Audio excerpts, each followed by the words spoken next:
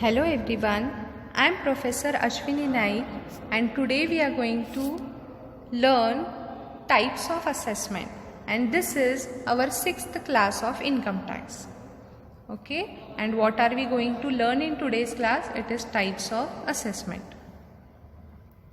There are total 5 types of assessment. One is self-assessment, second, assessment on the basis of return, third, regular assessment by the assessing officer, in that we have 2 sub-classification on the basis of evidence, and second is best judgment assessment, fourth reassessment, fifth precautionary assessment. Let us understand these types of assessment one by one in detail. First is self-assessment. Before we understand first type of assessment, that is self-assessment, let us get acquainted to the term what is assessment. Assessment is nothing but computation of gross total income and taxable liability of the assessee. So assessment is nothing but computation of taxable income of assessee. Let us begin with the first one now, self-assessment. What is self-assessment? The assessment is made by the assessee himself by computing his total income, determining the tax payable by him on his total income for the previous year. Let me explain this to you. Self-assessment is nothing but a person or assessee himself computes his total income. Let me give you my example. How many heads of income do we have? 5. One is income from salary, second is income from house property, third is income from business and profession, fourth is in capital gain, fifth is income from other sources. Now, let us assume that each head of income I am earning 2 lakh rupees. That is from salary 2 lakh, house property 2 lakh, business 2 lakh and capital gain 2 lakh and other sources 2 lakh rupees. Now what I do is I myself compute my taxable income. First what will I do? I will add all the 5 heads of income. What is the total that we get? 10 lakh rupees. 2 lakh for each head means in total I get 10 lakh rupees. That is called as gross total income. From gross total income we deduct any deductions, that is if you have invested, I have invested any amount in life insurance policy or in pension plan, or I have donated certain amount of money for Prime Minister, this relief fund and etc. That will be deducted from the gross total income. If any advance tax is paid earlier, that will be deducted.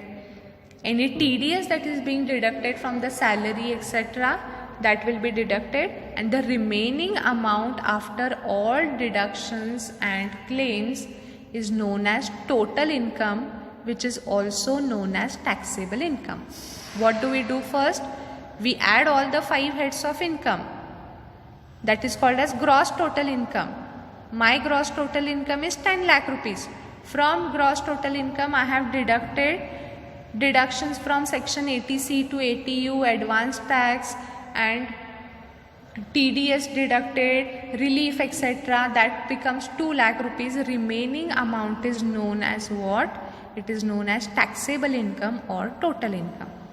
So I myself computing the tax liability of mine is known as self-assessment. I am not going to any chartered accountant, I am not going to any income tax authorities, I am not going to any assessing officer, I am doing it on my own is known as self-assessment. I hope you have understood what is self-assessment. The assessment is made by the assessee himself by computing his total income, determining the tax payable by him on his total income for the previous year is known as self-assessment. Coming to next, Assessment on the basis of return. Let us understand what is return first. Return is nothing but the details provided by the assessee relating to his or her income and expenditure in return form to the assessing officer is known as return. What is filing the return? Filing the return is nothing but it is detail of information about the incomes that you have earned and the expenses that you have incurred during the previous year is known as return. Now let us understand the second type, that is second type is what? I am sorry for this disturbance. Second type is assessment on the basis of return. It is also known as summary assessment. It means the assessment made by the assessing officer on the basis of return of income filed by the assessee. Here, assessee himself does not calculate his total income in second situation. Here, assessing officer, the person who is authorized to calculate the taxable liability of people, is known as assessing officer. Assessing officer calculates the total income or taxable income of the assessee on basis of what? On the basis of return. What is return? The detailed information about the income and expenditure earned and incurred by the assessee is known as return. So whatever return that I have provided to assessing officer, he will compute income tax, that is tax liability that will be payable by me, is known as assessment on the basis of return. Remember one point, it is also known as summary assessment. Why it is known as summary assessment? Because assessing officer will not ask me to provide any evidence. Okay, you have earned 10 lakh rupees, 2 lakh from salary, house property, business profession, capital gain, other sources, each had 2 lakh. Provide me the proof. He will not ask me, assessing officer will not ask for any proof relating to the income earned, or say I have invested or I have spent 2 lakh rupees in LIC, pension fund, etc. He will not ask me to provide details of the expenditure that I incurred. What he does is, whatever information that I have provided to him in the form of return, on that basis the assessing officer will calculate my taxable liability, is known as what? Assessment on the basis of return, which is also known as summary assessment. Coming to third one, regular assessment. Regular assessment is classified into two. First one is on the basis of evidence. Second one is best judgment assessment. Please make the correction. A1 here given is regular assessment. In front of that you have to add on the basis of evidence it is. What does this mean? It means the assessment made on the basis of evidence. In third classification of assessment, the assessment is done by assessing officer only, but this time he will ask me to provide the evidence or proof relating to the income or the expenditure that I have told or that I have mentioned in my returns. So regular assessment is done by whom? Assessing officer only. First one is regular assessment on the basis of evidence. Evidence in the sense, assessing officer will ask assessee to provide for the proof or the evidence relating to the income and expenditure. Second, B is best judgment assessment. Here, in case of best judgment assessment, assessing officer will compute the taxable liability of assessee on the basis of his expert judgment that he has during or compared to his past experiences. What he does is, okay, this woman is working in Gokte College of Commerce, might be earning 3 lakh rupees, 2 lakh rupees of salary. So that might be correct. House property, okay, that might be correct. Third one, business or profession, no. In return, she is showing 2 lakh rupees, but she might be earning 4 lakh rupees as income from business and profession. Capital gain 2 lakh fine, income from other sources 2 lakh fine. So based on the judgment, assessing officer will calculate the taxable liability. Now, assessment on the basis of judgment is done whenever sufficient information is not provided by the assessee relating to the income. I did not provide sufficient information relating to third head of income, that is income from business or profession. So assessing officer has judged my income based on the past experiences or past profits that I might have earned in the previous years. So best judgment assessment is made by the assessing officer to the best of his judgment. So any of the information, if it is not provided completely by the assessee, then only in that situation he makes his judgmental assessment. Coming to fourth one, reassessment.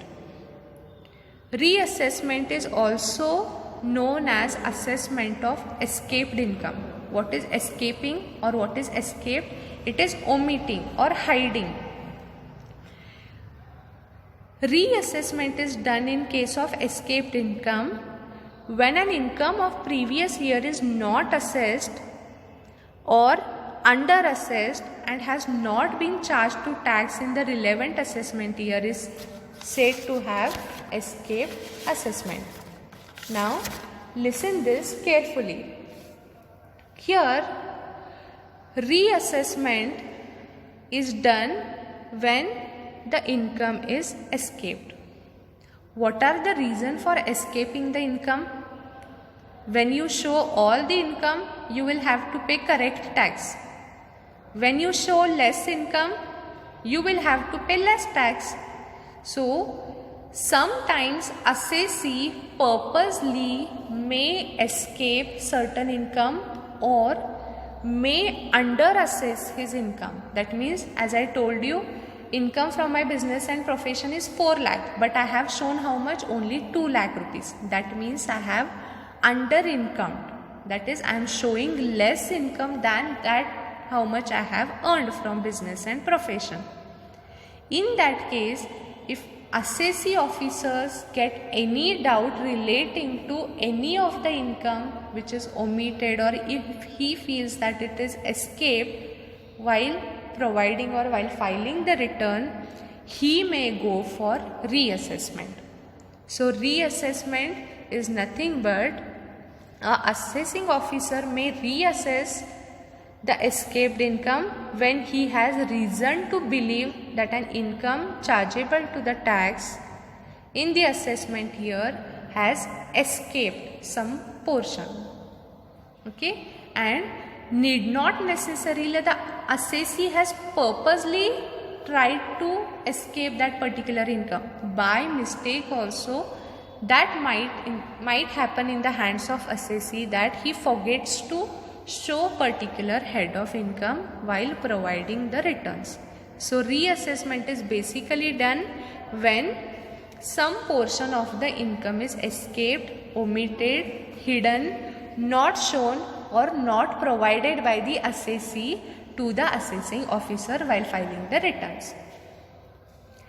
Coming to the last part of type of assessment, that is protective assessment or precautionary assessment.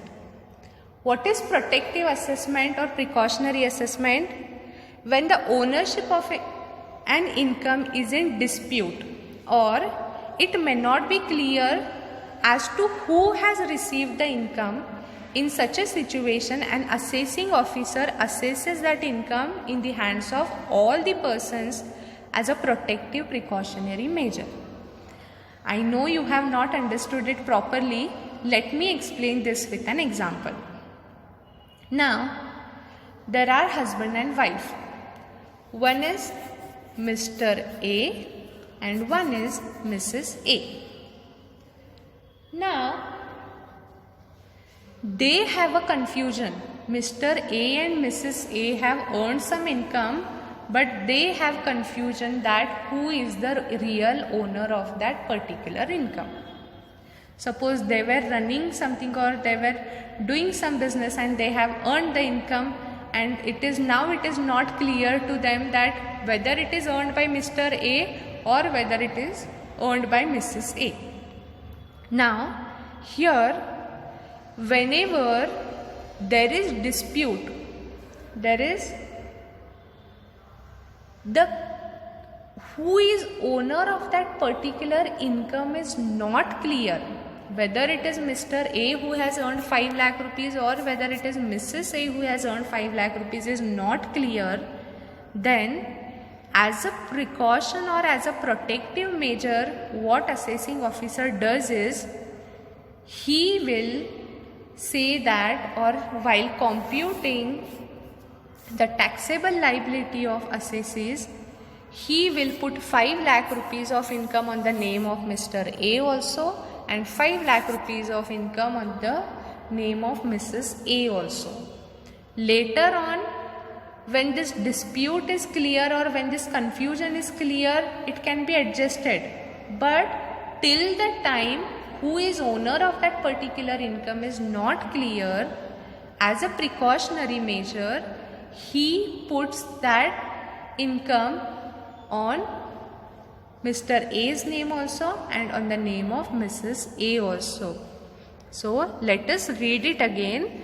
When the ownership of an income is in dispute or it may not be clear as to who has received the income, in such a situation, an assessing officer assesses that income in the hands of all the persons. In our example, how many persons are there? There are 2, Mr. A and Mrs. A. So, all the persons as a protective or precautionary measure.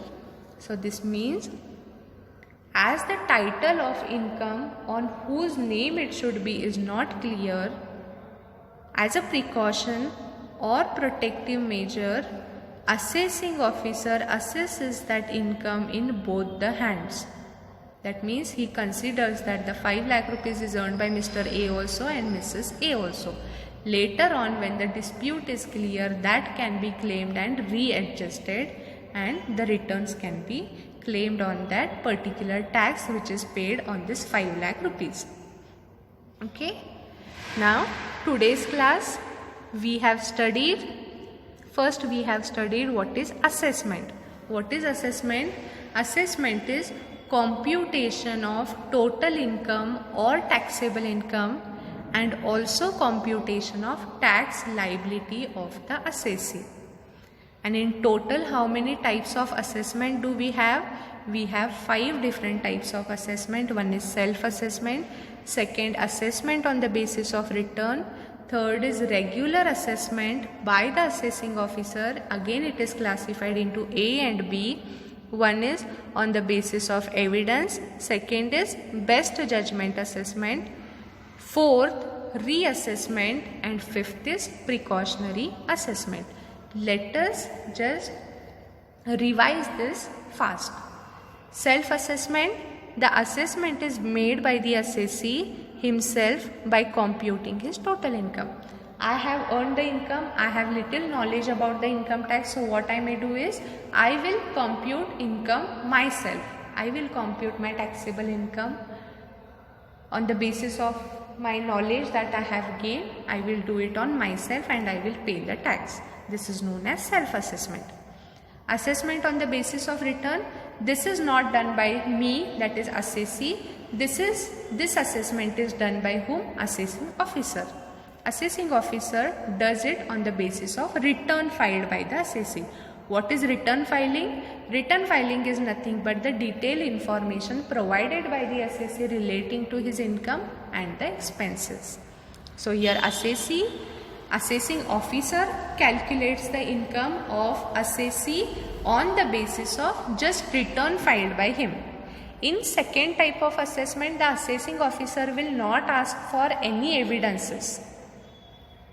Okay, only on the basis of information that you have provided, he will assess it.